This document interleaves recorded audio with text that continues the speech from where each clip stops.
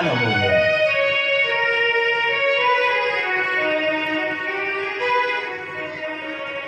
सनकादिक ने नारद जी की एक एक ग्रंथि को अक्षरशः खोल दिया।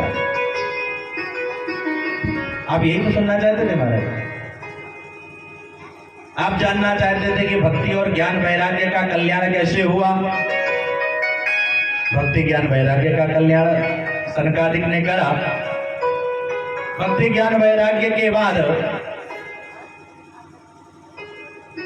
जब सनकादिक ने भागवत की महिमा को बताना प्रारंभ किया कि कोई कैसा भी पापाचारी, दुराचारी, व्यभिचारी, भ्रष्टाचारी अगर इस कथा को श्रवण कर ले तो उसका वो पाप सदा के लिए समाप्त हो सकता है। अगर वो शरीर रहते सुन ले, अगर शरीर छूट गया और वो कथा श्रवण नहीं कर पाया तो मरणोपरांत अगर उसके नाम से संकल्प लेकर के अगर उसको सुनाया जाए तो उसका कल्याण हो सकता है। तो नारद जी को विश्वास नहीं हुआ। तो नारद जी को जब विश्वास नहीं हुआ तो गोकर्णोपाख्यान के माध्यम से नारद जी को विश्वास दिलाया सनकादिक ने कि नहीं, धुंधकारी नाम का एक प्रेत है जिसका कल्याण हुआ। अब नारद जी को विश्वास हो गया। अपने कीर्तन का गायन करते हुए नारद जी अपने धाम, सनकादिक अपने धाम, भगवान अपने धाम, इंद्र बाबा अपने धाम, प्रहलाद जी अपने धाम, सभी भक्त और सभी श्रोता अपने अपने धाम प्रस्थान किए। श्री सूत जी सौनकादिक ऋषियों से कहते हैं ये था भगवान महात्म्य। श्रीमद् भागवत महाकथा का ये महात्म्य कथा आपने श्रवण किया। अब आइए हम आप श्रीमद् भागवत महापुराण के प्रथम स्कंद में प्रवेश करें। प्रथम स्कंद सुनने का अधिकारी व्यक्ति तभी है जब वो महात्म्य को ठीक से श्रवण कर ले तब। जब आपने महात्म्य को ठीक से श्रवण किया नहीं और आप प्रथम स्कंद में प्रवेश कर गए तो आपको तो आधी कथा समझ भी नहीं आएगी। कोई कथा तभी समझ में आएगी जब आप नित्य प्रति दिन उसको श्रवण करें, तब वो आपके समझ में आएगी। प्रथम स्कंद में प्रवेश करते ही व्यास जी भगवान सबसे पहला श्लोक गायन करते हैं। जन्माद्यस्य यतोऽन्वयादि तरतस् चार्थेष्वभिज्ञस्वराट् तेने ब्रह्महृदाद् आदिकवये मुह्यन्ति यत्सूरयः तेजो वारिमृदां यथा विनिमयो यत्र त्रिसर्गो मृषाम् धाम्ना स्वेन सदा निरस्तकुहकम् सत्यं परम धीमहि।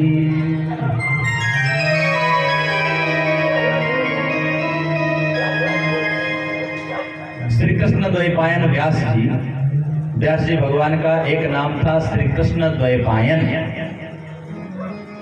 भगवान श्री कृष्ण के साक्षात कलावतार ही थे व्यास जी भी। भगवान व्यास जी ने जब श्रीमद् भागवत महापुराण की रचना की तो सबसे पहले हरि नारायण प्रभु को दिखाया। पूछा महाराज हमने एक ग्रंथ का निर्माण किया है, इस ग्रंथ का नाम क्या रखना चाहिए। भगवान ने कहा इसका नाम भागवत रखिए। क्यों रखा जाए भाई? तो भगवान ने कहा भाई भगवता प्रोक्तम इति भागवतम, जो भगवान के मुख से निकली हो, भगवान ने जिसको कहा हो वो भागवत है। तो भगवान ने कैसे कहा? ये मन में संशय आता है, भगवान ने इसको कहाँ कहा भाई? तो चतुश्लोकी भागवत के रूप में भगवान ने सबसे पहले ये कथा ब्रह्मा जी को सुनाई। अहमेवासमेवाग्रे, इस श्लोक के माध्यम से 4 श्लोक में पूरी भागवत ब्रह्मा जी को श्रीमन नारायण प्रभु ने सुनाई।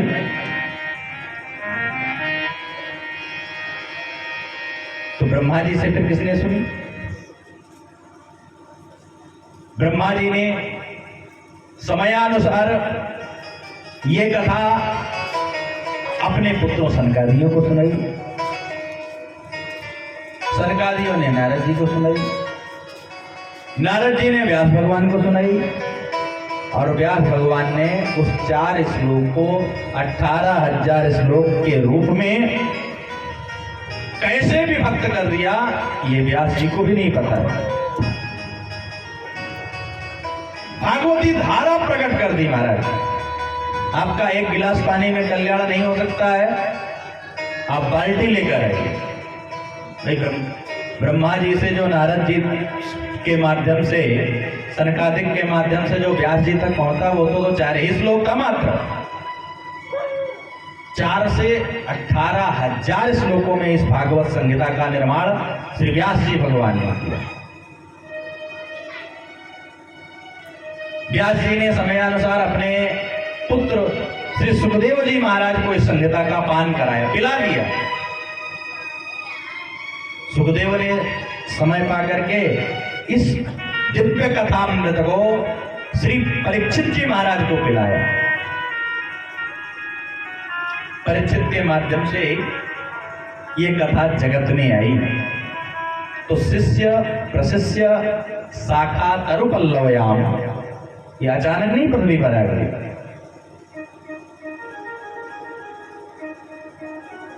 अचानक आम लगा हो, पक चुका है, बहुत मीठा है, लेकिन अचानक अगर पृथ्वी पर गिर पड़ेगा तो हो सकता है कि वो फूट भी जाए, दागी हो जाए। भाई दागी ही लग जाए तो ज्यादा दिन वो रखने योग्य, अगर दागी हो जाएगा तो नहीं बचेगा।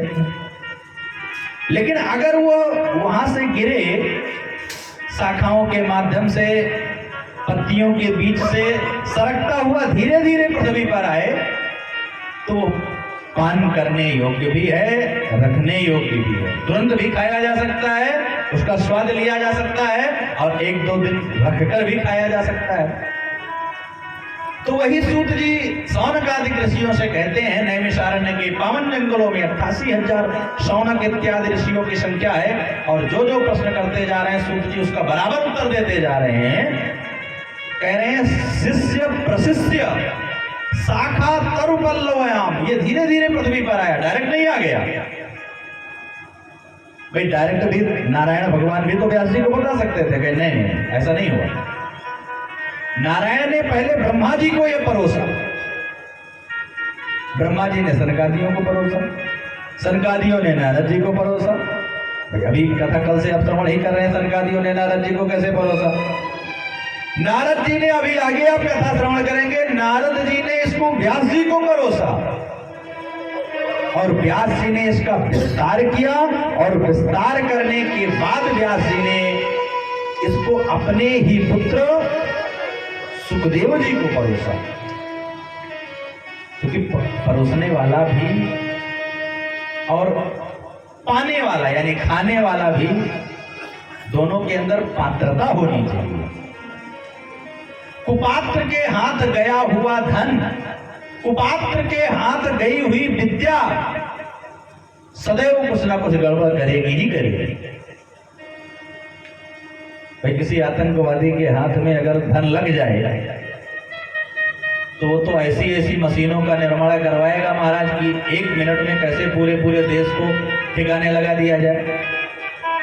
और किसी सत्पुरुष के हाथ अगर वो धन लगा तो ऐसी बड़ी बड़ी यज्ञ करेगा कि इस संसार से समस्त बीमारी, समस्त राग सब दूर हो जाए। अंतर है, मनुष्य वो भी है, मनुष्य ये भी है। वो तो कहेगा जगत कल्याण के लिए हम एक यज्ञ करते हैं, और वो कहेगा हम जगत विध्वंस के लिए मिसाइल का निर्माण करते हैं। धन का उपयोग दोनों जगह पर हो रहा है, लेकिन वो कुपात्र था, ये सुपात्र है।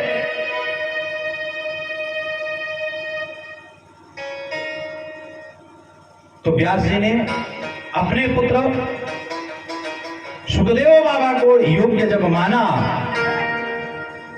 तो योग्य मानकर उनको सबसे पहले इस ज्ञान को परोसा और किसी को नहीं दिया, क्योंकि अपने पुत्र के बारे में जितना वो जानते थे उतना कोई नहीं जानता था कि वो हमारा पुत्र जो पैदा होते ही यम प्रजंतमनुपेतमपेत कृत्यम द्वैपानयो विरह कातर आजुहावः पुत्रेति तनमयतनया करवो विनोदस तर्म सर्वभूत हृदयं मुनिमानतोऽस्मि। यम प्रप्रजंत, अभी अभी जो पैदा ही हुआ था, पैदा होते ही जो प्रप्रजंत हो गया, तुरंत पैदा होते ही सुखदेव बाबा खड़े होते हैं और माता जी को और पिताजी को प्रणाम करते हैं, क्योंकि 12 वर्ष तक तो वो गर्भ ही में रहे, 11 वर्ष कुछ महीने वो गर्भ में रहे, वो पैदा ही नहीं हो रहे थे। भगवान नारायण ने आकर के जब उनसे बताया कि भैया तुम जगत में आओ, गर्भ से बाहर आओ, हमारी माया तुमको नहीं व्यापेगी, तुम हमारी माया में लिप्त नहीं हो सकते हो, तब तो वो पृथ्वी पर आए। उसके पहले वो पृथ्वी पर आने के लिए कतई तैयार ही नहीं थे। जैसे ही मां ने गर्भ का त्याग किया, यानी बच्चा जैसे ही पैदा हुआ, सुखदेव बाबा जैसे ही पैदा हुए, तो यम प्रप्रजंत तुरंत अपना घर छोड़कर वन को चले गए। यम प्रप्रजंत तुरंत प्रप्रजंत हो गए। मनुपेतम पेत कृत्यम, जो माता जी के द्वारा नाल नाड़ी इत्यादि उनके शरीर से लगी हुई थी, उसको अपने हाथ में पकड़ लिया उन्होंने। मतलब नाल छेदन, उसको काटने तक का भी इंतजार नहीं किया कि अगर इतनी देर के लिए रुक गए तो हो सकता है माँ के चरणों से प्रेम, माँ की अश्रुधारा से प्रेम, पिता की कातर भाव को देख करके हमारे अंदर प्रेम न उत्पन्न हो जाए और मैं फिर जगत के प्रपंच में फंस न जाऊं। उन्होंने इतना मौका नहीं दिया कि उस नाल को शरीर से अलग किया, अपनी नाल नाड़ी सब लेकर साथ चले। द्वैपानयो विरह कातर आजुहावः, व्यास जी भगवान हाथ जोड़कर पीछे पीछे दौड़ रहे हैं सुखदेव बाबा करके, कातर भाव से, कातर आजुहावः, बेचारे जैसे घूम रहे हैं। पुत्र पुत्र सुनो तो भैया, एक मिनट सुन तो लो मेरी बात। जब वन में इधर उधर भटक गए तो वृक्षों से पूछ रहे हैं कि हमारा बेटा कहाँ गया। कातर आजुहावः पुत्रेति तन्मयतया, पुत्र के पैदा हुआ है, 12 साल बाद पैदा हुआ है तो उससे ममता है। पुत्रेति तन्मयतया तरहो विनेदुस तम सर्वभूत हृदयम मुनिमानतोऽस्मि। ऐसे अपने पुत्र को पैदा होते ही जो त्याग कर छोड़कर चला जाए, ऐसा बैरागी जगत में बताइए और कौन होगा। तो व्यास जी ने ऐसे अपने पुत्र को श्रीमद् भागवत महापुराण रूपी संहिता को पढ़ाया, सुनाया, उनको परोसी, और सुखदेव बाबा ने समयानुसार राजा परीक्षित को वही भागवत संहिता जो पिताजी ने पढ़ाई थी, वो अक्षरशः राजा परीक्षित को सुना दिया। जब राजा परीक्षित को सुखदेव बाबा सुना रहे थे तो वहां पर पृथ्वी के लगभग सभी संत उपस्थित थे। तो वहीं से राजा परीक्षित के साथ तमाम संतों ने इस कथा को श्रवण किया। चूंकि सूत जी भी शिष्य थे व्यास जी के, तो सूत इत्यादि ऋषियों के माध्यम से यह कथा जगत में आई। निगम कल्प तरोर गलितम फलम सुगम मुखाद मृत द्रव संयुतम पिबतम भागवतम रसमालयम मुहुर्हु रसव रसिका भुवि बाहुकाः। ये कथा किसे सुनानी चाहिए? रसिका, दो नाम लिया है, रसिका भुवि भावुकाः, जो रसिक हो और या तो जो भावुक हो, भाई किसी को प्यास लगी नहीं है और जबरदस्ती आप पानी पिला रहे हैं, आइए आइए बाबूजी पानी पीते हुए जाइए, तो पहली बात तो आएगा नहीं। बड़े दुराग्रह पर अगर वो आपके दरवाजे पर पानी पीने आ ही गया तो आपसे वो नाना प्रकार के प्रश्न करेगा। भाई पानी कहां से भर के लाते हो? कुआं से लाते हो, नल से लाते हो, सबमर्सिबल से लाते हो, आरओ का पानी है, ठंडा तो नहीं है, ठंडा होगा तो गला खराब हो जाएगा, ज्यादा गर्म तो नहीं है, पानी में स्वाद है कि नहीं है, अनेकों प्रश्नों की वो झड़ी लगा देगा क्योंकि प्यास तो लगी नहीं है उसको। और जो रसिक होगा, भावुक होगा, जो प्यासा होगा, वो ये थोड़ी देखेगा कि आप कहां से भर के लाए हैं, गर्म है कि ठंडा है। रेगिस्तान में फंसा हुआ व्यक्ति, उसको तो पानी भर मिल जाए बस, वो अपने गले का पहले सिंचन करेगा, वो आपसे कोई प्रश्न नहीं करेगा। तो ऐसे ही जो रसिक नहीं है, जो भावुक नहीं है, वो आपसे अनेक प्रश्न करेंगे। भैया इतनी ठंडी में आपने कथा का आयोजन क्यों कर लिया? तो महाराज जी कहां से आ रहे हैं? तो कुछ पढ़े लिखे हैं कि ऐसे ही हैं? हाँ, और क्या, अनेक प्रश्नों की झड़ी आपके ऊपर लगा देंगे। और जो रसिक है वो भावुक है ना, रसिका भूविभावुका। जो रसिक हैं, भावुक हैं, उनकी तो कातर नजर चारों ओर यही देख रही कि कहां पानी है, कहां पीने को मिलेगा, कहां भागवत रूपी गंगा बह रही है, कहां उसमें आचमन अवगाहन करने का कहां हमको मौका मिलेगा। वो तो उनकी दृष्टि ही चारों ओर घूम रही है, खोज रही है कि ये जीवन कहां, कैसे हम सार्थक करेंगे, कितना समय हम पुण्य कार्य में, भागवत रूपी ज्ञान गंगा में कितना ज्यादा से ज्यादा समय दे रहे हैं। इसीलिए तो ही नाम लिया रसिका भूविभाव का। श्रोता कम हो लेकिन श्रोता ही हो। श्रोता कई प्रकार के होते हैं। एक श्रोता है श्रोता, जो खूब उसकी कतरनी चलती ही रहती है, कथा पंडाल के मध्य बैठेगा, वहां भी वो बात करेगा, अनेक तर्क वितर्क करेगा, आपके कार्यों में सहयोग की बजाय और आपको नुकसान पहुंचाएगा।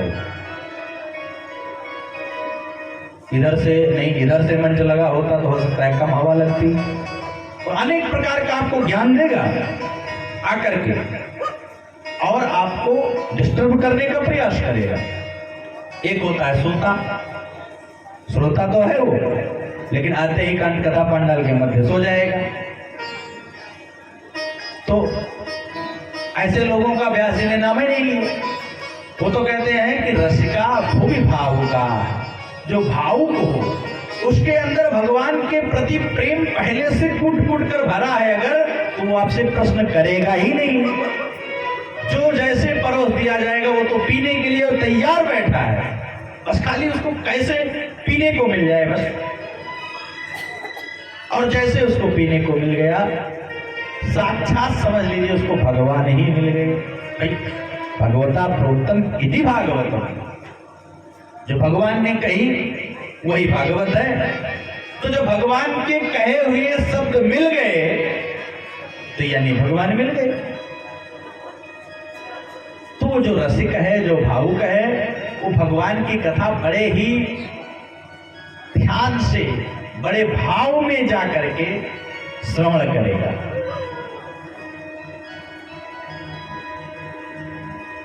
यहां पर भी व्यास जी प्रथम स्कंद में भी वक्ता के लिए नियम बताते हैं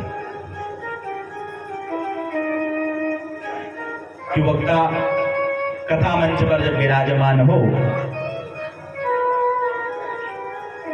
तो वक्ता को अपने ज्ञानाभिमान ना हो जाए कि हम बोल रहे हैं, हम कथा कह रहे हैं। जो नारायण कहलवाना चाहेगा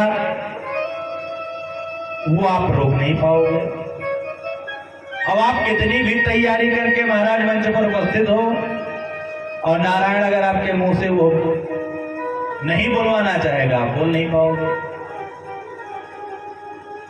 किसी भी कथावाचक, किसी भी व्यास के अंदर व्यास वर्ण हो जाने पर जितनी देर वो व्यास मंच पर है, साक्षात नारायण कृपा है।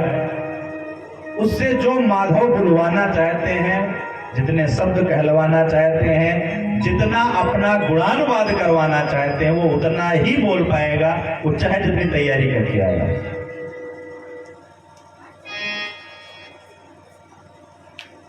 नारायणं नमस्कृत्य नरं चैव नरोत्तमं देवीं सरस्वतीं व्यासो ततो जयमुदीरयेत्।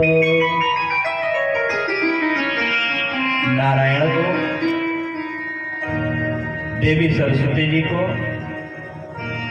व्यास भगवान को, सबको प्रणाम करता हुआ कथा व्यास मंच पर विधिवत आसन पर विराजमान हो और वहां से वो व्यास जी का, क्योंकि व्यास जी की ही निर्मित ये संहिता है, देवी सरस्वती जो वाणी की कारक है, तो देवी सरस्वती जी का, और साक्षात नारायण का गुणानुवाद करने के लिए वो कथा मंच पर विराजमान है, तो नारायण का स्मरण करता हुआ वो कथावाचक या कथा व्यास मंच पर विभूषित हो।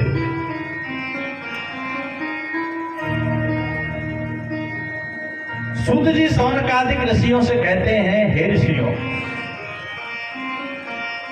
तुम जितनी ये है मंगल कथाएं हमसे पूछते जा रहे हैं, इससे तुम्हारा ही कल्याण नहीं हो रहा है। सूत बाबा कहते हैं कि इससे मेरा भी कल्याण हो रहा है।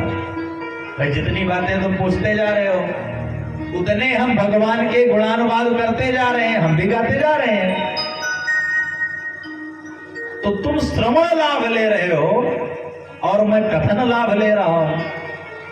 भाई गुणानुवाद निकल तो हमारी भी वाणी से रहे, तो कहीं ना कहीं से ये वाणी भी तो शुद्ध हो रही है।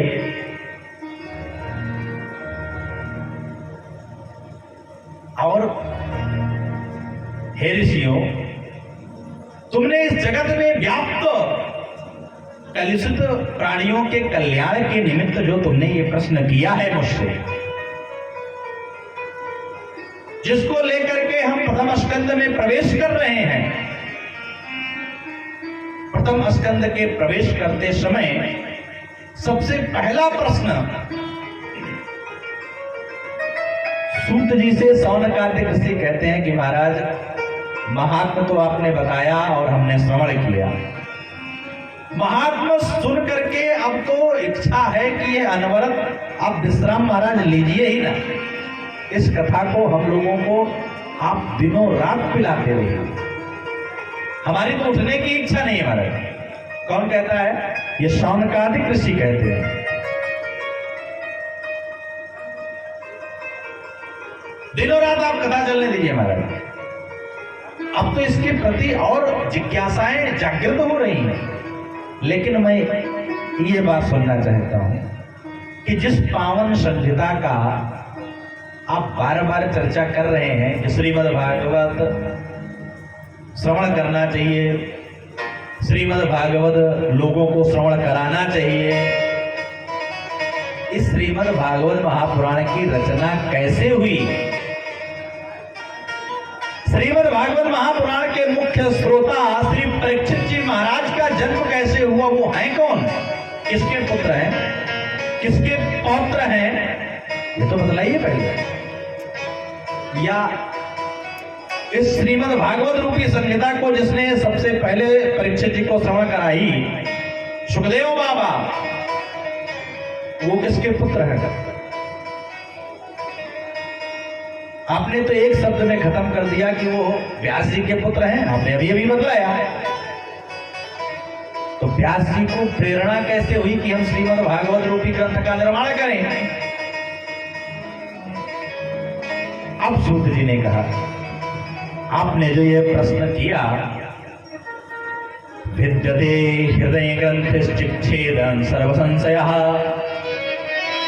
क्षीयन्ते चास्य कर्माणि दुष्ट एवात्मनीश्वरः। मैं एक एक ग्रंथि जो आपके हृदय में जो गांठ रूपी बन करके गड़ रही है, मैं एक एक ग्रंथि को खोलने का प्रयास करूंगा। आपके मन में जो जो प्रश्न उठ रहा है, सूत जी महाराज शौनकादिक ऋषियों से कहते हैं। शौनकादिक मतलब शौनक इत्यादि 88,000। अब 88,000 ऋषियों का नाम लेना तो संभव नहीं है, तो शौनक जी उन 88,000 ऋषियों का प्रतिनिधित्व कर रहे थे, यानी नेता थे, इसलिए शौनकादि उनका शुद्ध नाम है शौनक।